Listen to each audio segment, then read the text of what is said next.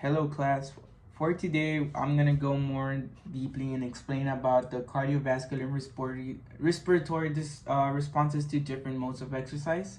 Now, exercise is gonna impose a physiological challenge that demands adaptations in both our cardiovascular and respiratory systems to meet the increased oxygen and nutrient needs of our working muscles. In this case, during exercise. Okay. Now, these responses are gonna vary depending on the type of exercise we commit ourselves to, the intensity and the duration of that being. Okay, so to begin with, cardiovascular responses are going to include our heart rate, our blood pressure, vasoconstriction and vasodilatation of our blood vessels, and our cardiac output. Okay, so in terms of our heart rate, there's a steady state exercise. For example, jogging.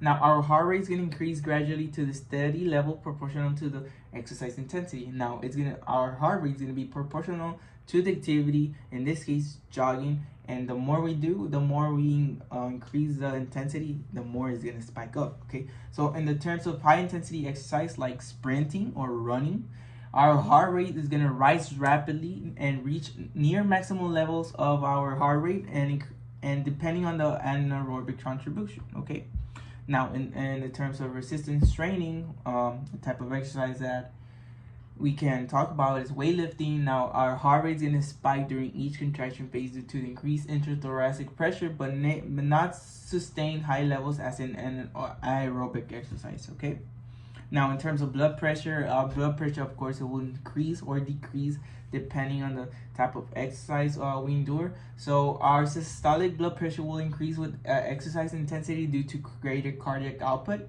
Now our diastolic blood pressure remains relatively stable or slightly increased due to vasodilatation in the active muscles. Now there's in terms of isometric and resistant exercise, both systolic and diastolic blood pressure will rise significantly due to increased vascular resistance and compressive forces when the contracting muscles. Okay, so in terms of vasoconstriction and vasodilatation, now vasodilatation is our blood vessels in our active muscles are gonna dilate due to local metabolic factors like increased carbon dioxide or hydrogen, and this is gonna ensure enhanced blood flow to these areas. Okay, now in terms of vasoconstriction in essential tissues like digestive organs, blood vessels constrict to redirect the blood flow to the working muscles. Now these are gonna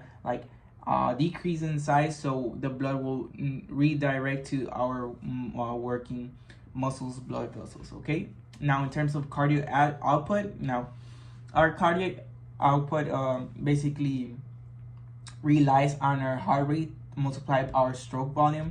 Now it would increase to deliver more blood and oxygen to the working muscles. This is depending on the type of exercise we commit ourselves to, and also it's going to increases in stroke volume are most pronounced during some maximal intensities, while heart rate predominates in maximal efforts. Okay, moving on into respiratory responses.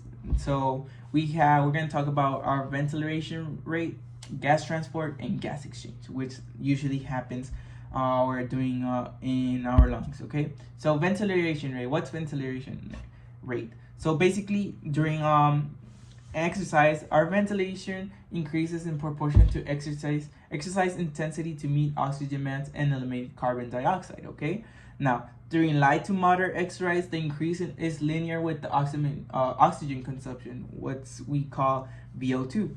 Now at higher intensities, ventilation disproportionately increases in causing this phase of ventilatory threshold to manage rising carbon dioxide levels from lactate buffering. Now in terms of gas transport, oxygen transport, it's gonna be a theme right here. So it basically consists of hemoglobin saturation remains high even during high intense exercise. However, enhanced oxygen outloading occurs due to the Bohr effect, which in this case it's lowered pH and increased temperature in the working muscles. Okay, now in terms of carbon dioxide transport, CO2 generated by the muscle metabolism is transported back to the lungs as bicarbonate bound to hemoglobin hemoglobin or dissolved in the plasma. Okay, so in terms of gas exchange in the lungs, this happens. Increased tidal volume and respiratory rate ensure that alveolar ventilation keeps pace with the elevated cardiac output in maintaining efficient gas exchange. Now, at tissue level, increased perfusion and diffusion gradients facilitate oxygen delivery and CO2 removal. Okay. In terms of kinetics, to be more specific, oxygen kinetics. At exercise onset, oxygen uptake rises rapidly to meet demand, achieving a steady state in submaximal efforts.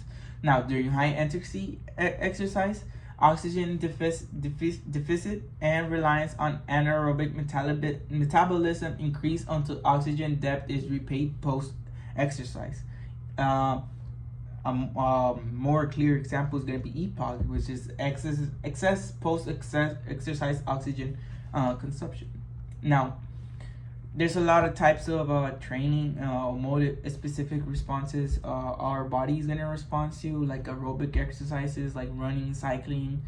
Our cardiac output, heart rate, or our blood pressure are going to be sustained at a steady rate for oxygen delivery. Resistance training is going to be short bursts of increased heart rate and blood pressure during the sets, but it's going to be less emphasis on the oxygen delivery compared to the aerobic exercise mentioned before. In terms of interval training, well, alternating periods of intense effort and recovery result in sharp heart rate and blood pressure fluctuations. Now, this is going to be essential in improving both aerobic and anaerobic systems. Now, as a summary, the cardiovascular system prioritizes oxygen delivery and metabolize clearance, while the respiratory system ensures efficient gas exchange. Now, together, they maintain homeostasis and meet the demands of diverse exercise modes. Thank you.